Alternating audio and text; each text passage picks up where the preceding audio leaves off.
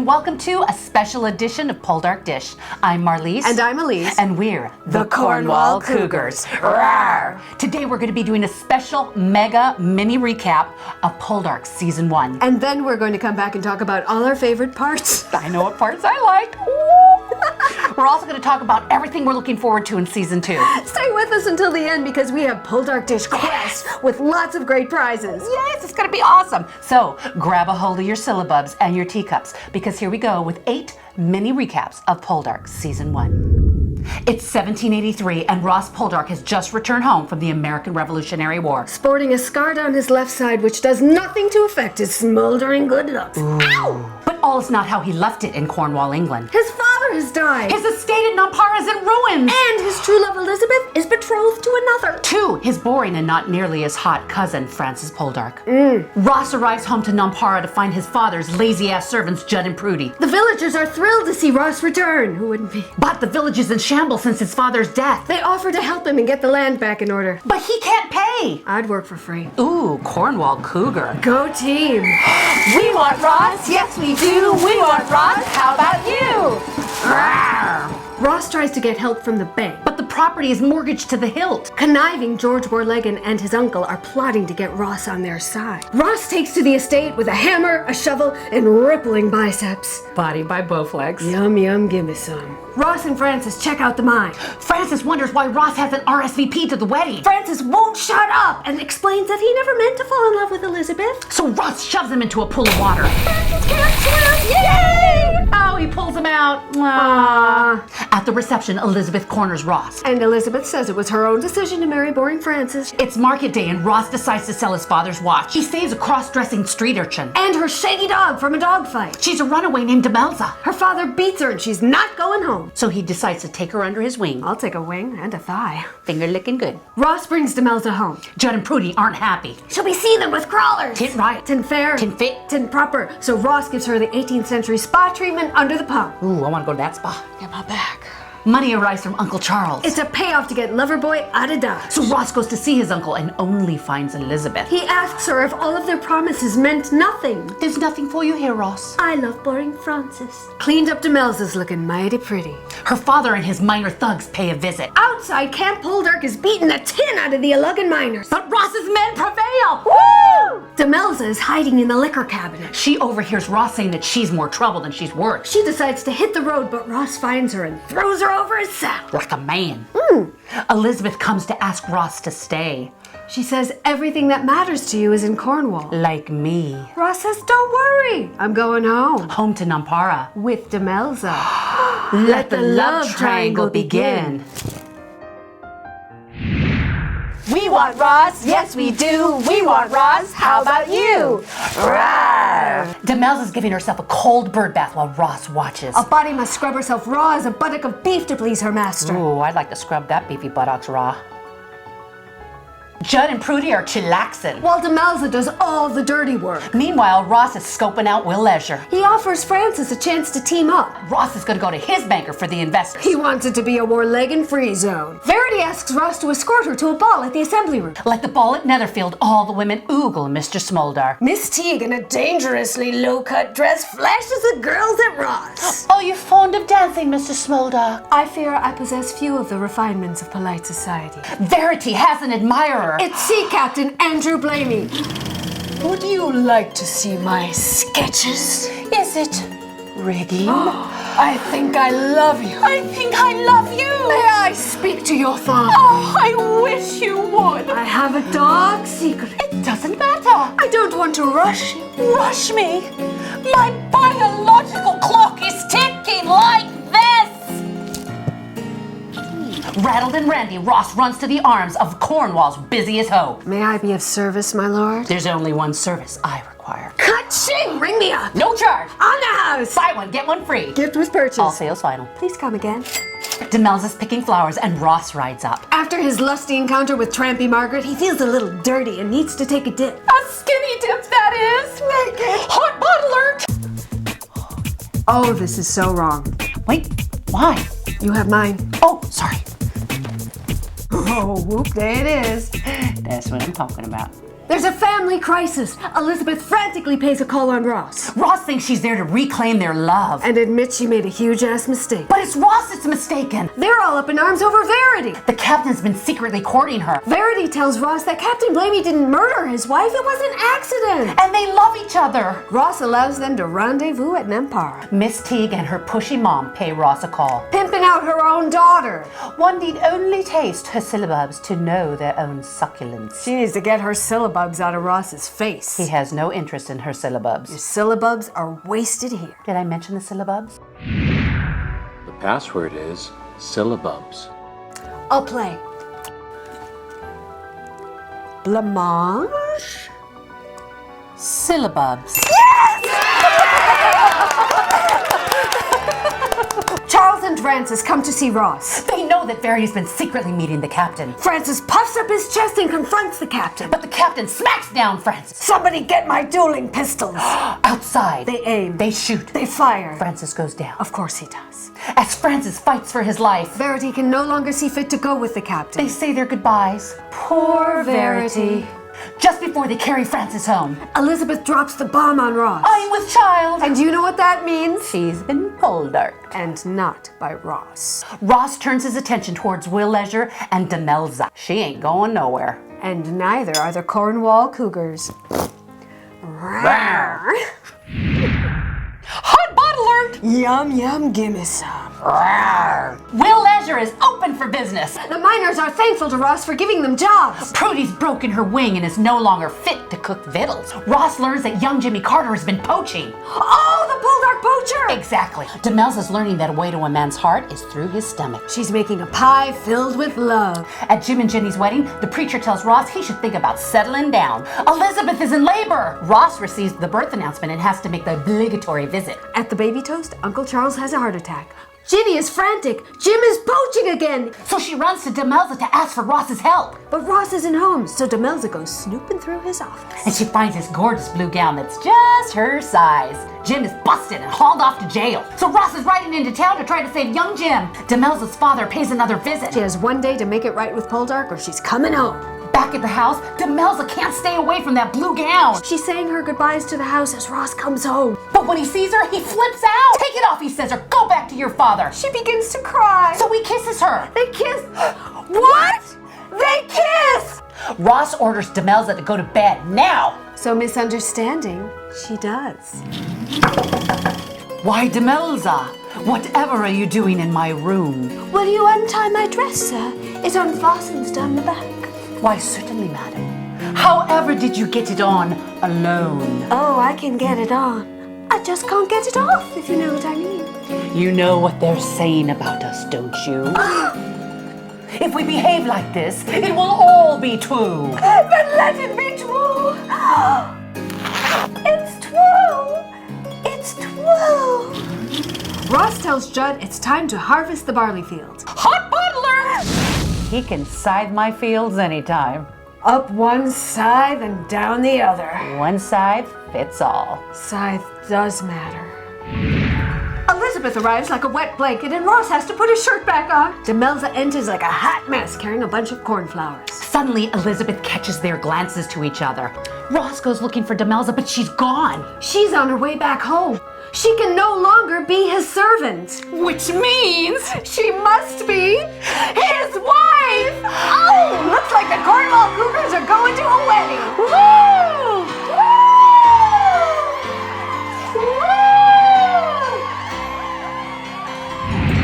Woo! Is Ross going to be shirtless in this episode? God, I hope so. Demelza is mistress of Nampara. And the whole town is all aflutter with gossip. What was Ross thinking marrying his kitchen wench? Yeah, he could have had his pickle wenches. How long did he actually know her?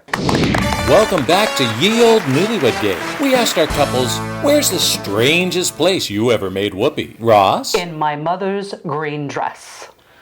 No, she said teal. Teal? What does that mean? It means it's got green in it. And I see you haven't learned your letters yet, Demelza. It doesn't matter. My mother's color was green. Really more turquoise. Demelza struggles to find her place. She still has cooking and chores to do. Poldark and Handsome has other chores on his mind. The villagers are keeping a lookout for the pilchards. Without them, they'll starve. Ross brings Demelza a surprise. A book So now she can learn how to do her letters. and ribbons. Tie up her unruly hair. Uncle Charles has a heart attack. Again! Before he dies, he asked Ross to look after his useless son. Good news! Verity's coming to stay. Demelza clumsily tries to play mistress of the house. So Verity says, pump your brakes. Slow your roll. So Demelza figures they can share some bedroom secrets. Verity says TMI, but I will teach you how to curtsy, dance, and set the table. Verity and Demelza go on a shopping spree. Demelza tells her new BFF that she might not be a size 0 for very long. Which means she's been Poldarked. Here come the pilchers! Woo! The villagers grab their baskets and go to gather up the fish. Quick, somebody tell Ross to take his shirt off and go down and help.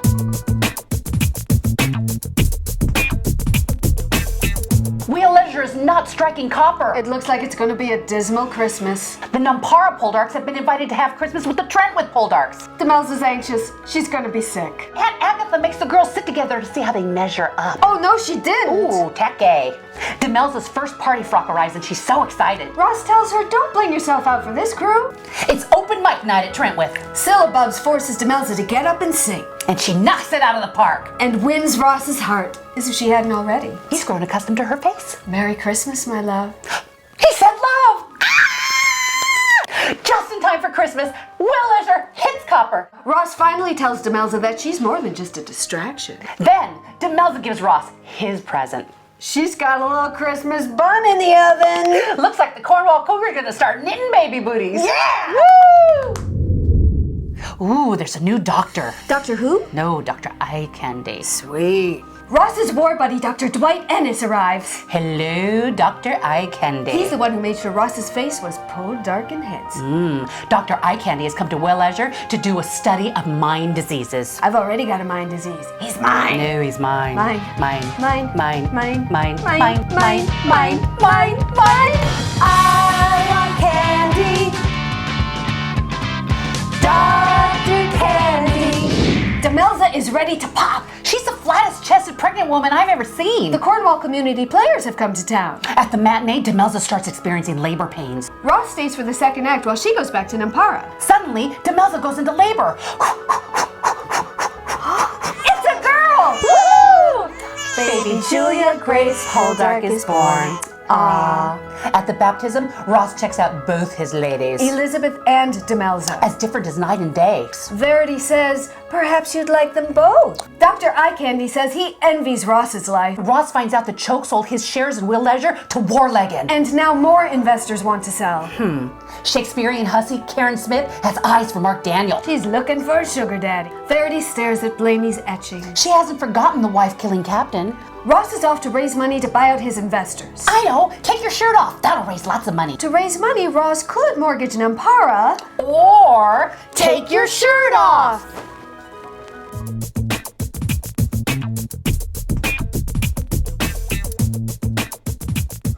Demelza pops in on Blamey to play matchmaker. But Blamey says he's moved on.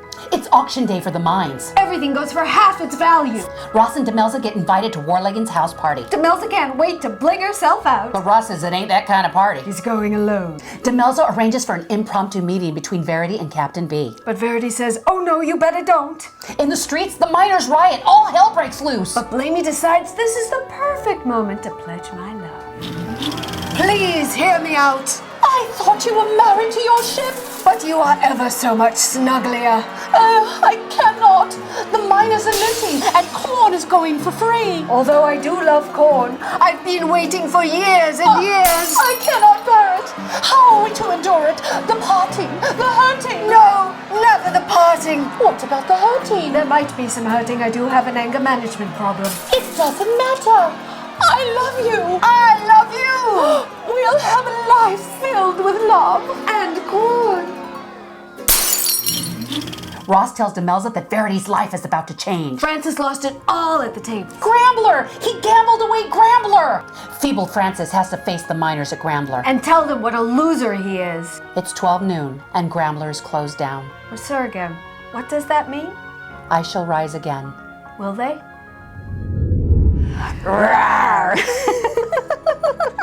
Francis is scything. He needs to stop. Just stop. He's gonna ruin the good name of sexy scything. When Ross comes to see Francis, women everywhere say, take your shirt off and help him scythe. Yeah. Here comes Ross the scything god. Take off your shirt, show off your bod. Rawr. It's Ross's first copper auction as leader of the smelting company. And the Cornwall Copper Company is kicking ass at the auction. All the other buyers are like, WTF. That Shakespearean hussy craps to Mark that she could have done way better than him. Once he's off to the mines, Hi-ho.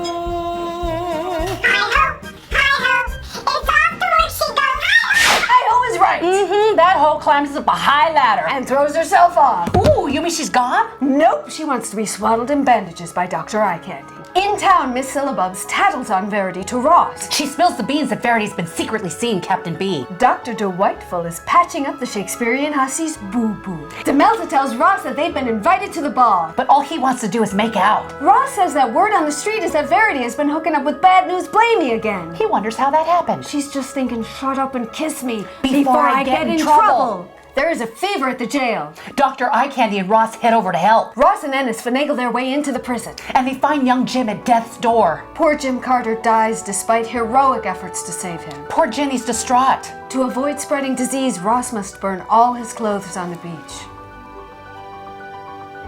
I feel so wrong. Demelza worries that Ross will be in trouble for his actions at the jail. Verity shows up and says you must go to the ball. Or Ross will be in a world of hurt with Cornwall society. It's Demelza's first ball. And the boys are behaving badly. Ross abandons Demelza to go get smashed. Demelza descends the staircase like Eliza Doolittle at the embassy ball. The powdered wig brigade comes to Ross and talks him into a game of cards. That's not good. Reverend Halse arrives and joins Ross at the tables. Double Poldark moment. Ross is losing his shirt at the card table. Woohoo! Not literally. Oh.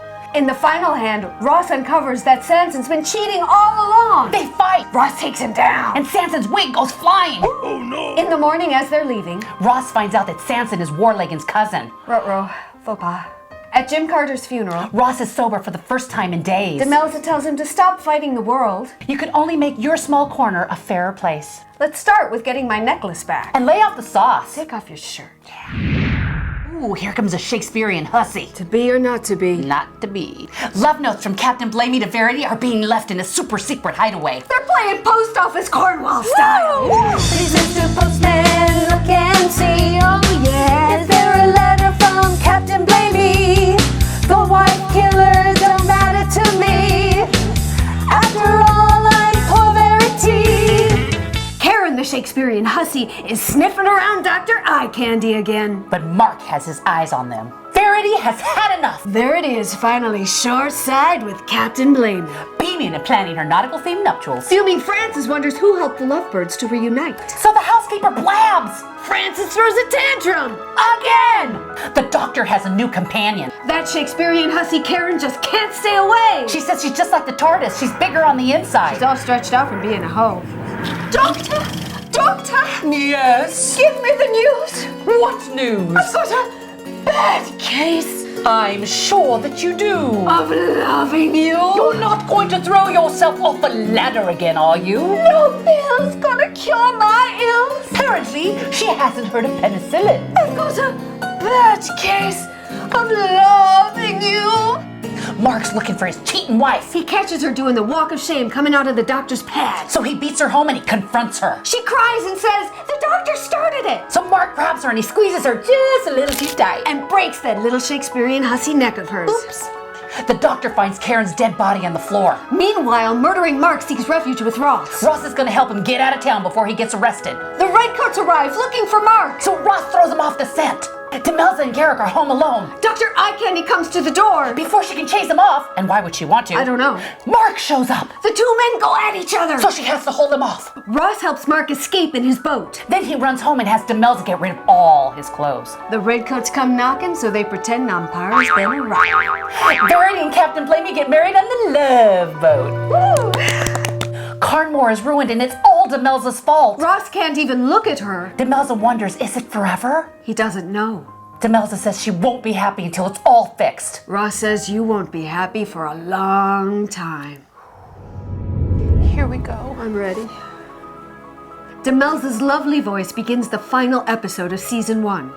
Demelza tries to make amends for what she's done by baking for the miners. And for Judd and Prudy, who've been living in Ross's barn.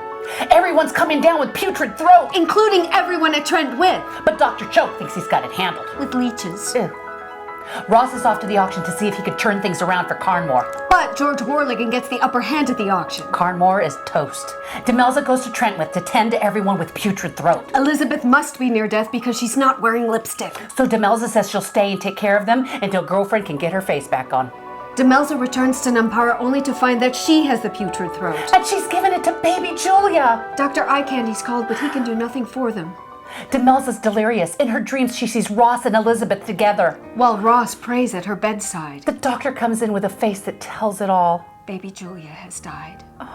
With Demelza still in her sickbed, Ross must carry his daughter's casket to the grave, all the miners turn out to pay their respects. including Frances. The maiden voyage of Warligan's Queen Charlotte is shipwrecked. Booty isn't the only thing washing up on the shore. There are survivors, too. Riots and chaos ensue Ross tries to help the survivors. and takes them back to Nampara. Elizabeth comes to tend to Demelza, Ross prays that he doesn't lose the love of his life. proving that once and for all he is over Elizabeth. Demelza wakes up She asks Ross, has she come to take you? and he says, "No, my love, she will never take me." Elizabeth overhears this and she knows its history. Ross has to tell Demelza the bad news. Baby Julia did not survive. In the most heartbreaking scene of the season, Demelza breaks down when she realizes her baby is gone. and she wasn't there to say goodbye. Warlegan pays a visit to Trent With. But he hasn't come to see Frances. He makes his intentions known to Elizabeth. Ross rides a weak Demelza out to the beautiful Cornwall coast. She asks him to make up with Frances. He marvels at her generous heart. He says he'll make Frances a part of Wheel Leisure. Demelza releases baby Julia's bracelet into the wind. A proper goodbye. The redcoats arrive! Ross is being arrested! What's he accused of? Wrecking my sleep. Shirtless sighting, Incendiary hotness. killer bites, Small darken all over the place. lethal good looks, Malicious lusciousness. premeditated sexiness with intent to thrill. Inciting the Cornwall Cougars. Rawr. And welcome back. Yay! So what did you think? Oh gosh, season 1, it sucked me right in. I loved the characters, loved the storyline. It got me interested in reading the books because there's Yes. even more detail and even more Poldark. Exactly, and everybody's looking for a Downton Abbey replacement. This is it. This is the show that's going to do that for you. Yeah, it gets you right in and you're involved and you care about these characters and you care about what's going to happen. Yes. So if you enjoyed this episode, please check out our full Poldark Dish episodes. These are little abridged versions of all of the craziness, Yes. all of the silliness, and all of the cougarness that you will see in full episodes of the Poldark Dish. Click below. We're all on YouTube. Watch the full season. You've got a little time. We're so excited to be doing Poldark Dish Season 2 because for the first time, we're going to be producing it for the UK audiences. Let's tell you about how that came about, the idea for us to do it for the UK audiences. We were actually invited to lunch by the producers of Poldark, Damien Timmer, executive producer, and Karen Thrussell. We had no idea they watched Poldark Dish or They're- even knew of our existence. They're Poldark Dish fans! Who would have guessed? And then they gave us a sneak preview of season 2. Yes. It looks so amazing. We can't wait. Oh my God. And let me tell you again, it was so exciting meeting Damien and meeting Karen and the writer, Debbie Horsfield. They all sat down and talked to us about what it was like shooting season 1, what their favorite parts were. And we were just so thrilled and so honored that they're actually Poldark Dish fans. I can't remember who alerted us, but somebody said, "Oh, you've got to watch this. Look at this link." I think it must have been after the first episode. Oh, actually. gosh. Because then after we'd watched episode 1, your first episode 1 Poldark Dish, we were all going, "Oh my God, when's the next one out?" And we just were dying to see it after that. So Oh no, we my were thrilled actually. They even knew the Cornwall Cougar roar. Rawr. So let's hear about this Poldark Dish quest. Yes, because we love giving things away here at the Poldark Dish. We have a fun little quest based on this episode. We want you to go and rewatch the episode, and we're going to ask you fun questions like how many times we say sexy scything or rawr. Exactly. The questions will be on our website, so check out our website below, and anybody that gets the answers right, your name will go in a hat for some fabulous prizes, which will be named on our website. You have to go to the website. go to the website.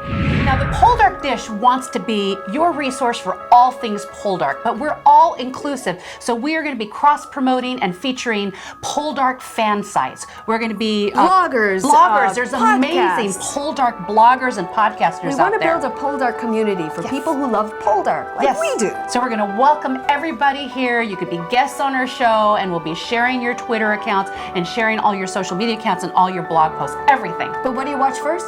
Poldark Dish. Thank you so much for watching. I'm Marlise. And I'm Elyse. And we're the Cornwall Cougars on Poldark Dish. Rawr.